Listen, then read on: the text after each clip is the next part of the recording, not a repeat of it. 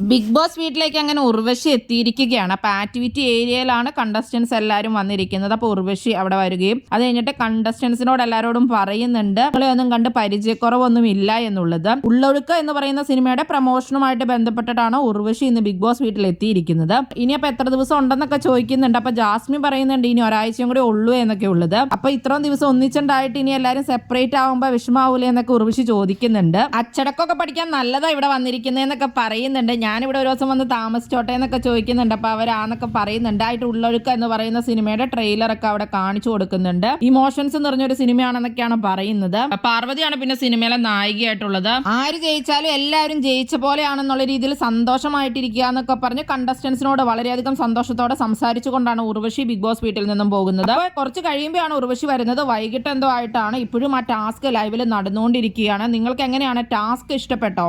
ആരുടെ പെർഫോമൻസ് ആണ് നിങ്ങൾക്ക് ഇഷ്ടപ്പെട്ടത്?